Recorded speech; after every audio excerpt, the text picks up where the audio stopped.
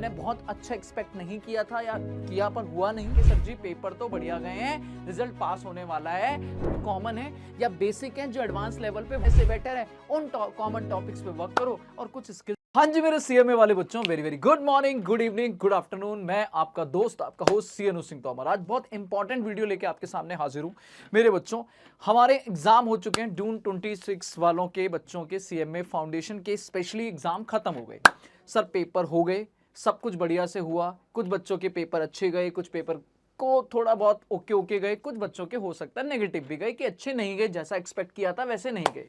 हो गए ना paper. Now point is what to do next. Sir अब क्या करना है? अब मेरे बच्चे के रिजल्ट आने में टाइम है, तब तक मतलब दैट इज बच्चा मोस्टली क्या करेगा? सर बैठ के टाइम पास करेगा, घूमेगा फिरेगा, टाइम बर्बाद करेगा।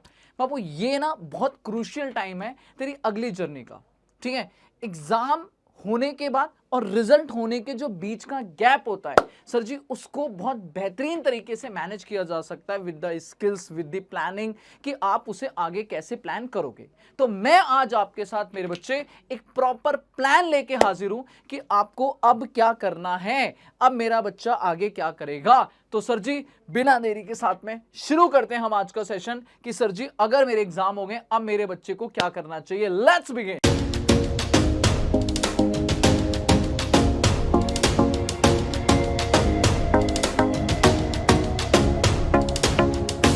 हाँ जी मेरे बच्चों, तो देखो पॉइंट ये है कि जैसे एग्जाम ओवर होते हैं मैं अपने बच्चों को 3 कैटेगरी में डिवाइड करता हूं। आराम से सुनना, प्लीज ध्यान से सुनना। सर फर्स्ट कैटेगरी स्टूडेंट वो होता है जो कहीं ना कहीं इस टाइम पेपर दे के आया है और कह रहा है सर मैं फोड़ के आया हूं, मतलब मैं मचा के आया हूं सर, बहुत अच्छा पेपर गया है, मैं 100% या हाई चांस है कि सर इस बार फाउंडेशन क्लियर है मेरा। ठीक है, उनकी बातें भी करेंगे। सेकंड कैटेगरी उन बच्चों की होती है बेटा जो श्योर नहीं है, जिनको लगता है सर मेरा पेपर अच्छा नहीं गया, मैंने बहुत अच्छा एक्सपेक्ट नहीं किया था या किया पर हुआ नहीं, सर मेरी प्रिपरेशन अच्छी नहीं थी, वट एवर द रीजन मेरा पेपर अच्छा नहीं गया और मुझे लगता है मुझे फाउंडेशन दोबारा देना पड़ेगा, मेरा हुआ ही नहीं है सर, मेरे को पता है मेरा नहीं क्लियर होगा। और तीसरा सबसे ज्यादा स्टूडेंट इस कैटेगरी में फॉल करते हैं कि सर जी हम श्योर नहीं है, पेपर अच्छा तो गया है बट डर भी लग रहा है कि पता नहीं कहीं गड़बड़ ना कर दियो, कहीं गलत टिक ना लगा दियो। सर रिजल्ट का वेट कर लेते हैं ना, पास और फेल हो सकता है, कुछ भी हो सकता है, श्योर नहीं है।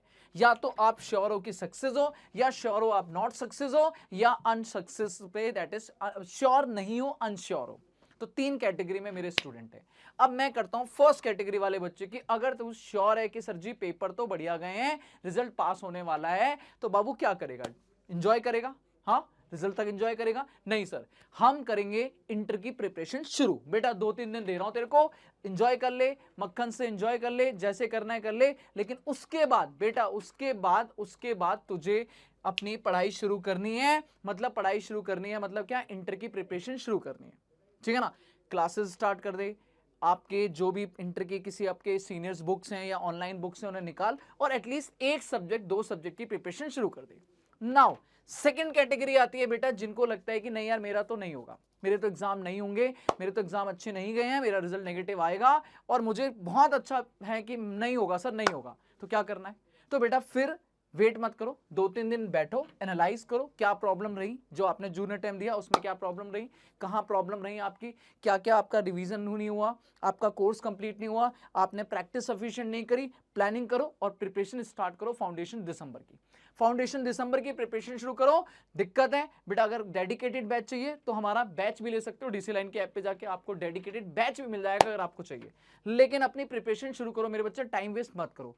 और तीसरी और last category the most important part होता है जहां पे बच्चा कंफ्यूज्ड है, अनश्योर है कि सर कुछ भी हो सकता है, हम पास भी हो सकते हैं, हमारा रिजल्ट नेगेटिव भी आ सकता है, पेपर तो अच्छे गए थे लेकिन कहीं ना कहीं कुछ कमियां रह गई हैं। तो बेटा फिर क्या करेंगे? सर उनके लिए मैं बोलता हूं आप कोशिश करो कॉमन टॉपिक्स उठाओ। अगर दिक्कत है मैं आपके लिए एक अलग से कॉमन टॉपिक की वीडियो निकाल दूंगा, कमेंट कर देना आप कि सर जी हमें बता दो कॉमन टॉपिक क्या है। फाउंडेशन और इंटर के सिलेबस में कुछ चैप्टर्स, कुछ टॉपिक्स बहुत कॉमन है या बेसिक हैं जो एडवांस लेवल पे वहां पे जाते हैं, खासकर अकाउंट्स में, खासकर लॉ में। कुछ ऐसे टॉपिक हैं जो आपके फाउंडेशन में भी हैं और इंटर में उन्हीं से कहानी शुरू होती है, तो क्यों ना उनको पढ़ लिया जाए। तो सर क्योंकि वो अगर क्लियर हो गया तो भी काम आएंगे, नहीं क्लियर हुआ तो भी काम आएंगे। तो बेटा टाइम वेस्ट करने से बेटर है उन कॉमन टॉपिक्स पे वर्क करो और कुछ स्किल्स डेवलप करो अपनी। जो बेटर रहेंगी।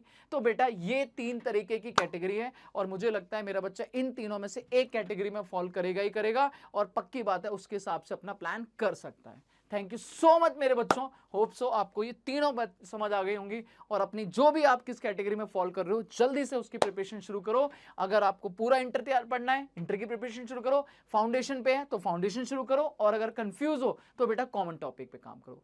एक प्यारा सा कमेंट कर देना, कोई भी दिक्कत हो प्लीज बताना sir ji. Thank you so much, मिलते हैं नेक्स्ट वीडियो में ऐसी ही इंफॉर्मेशन के लिए। बाय बाय, टेक केयर बच्चों।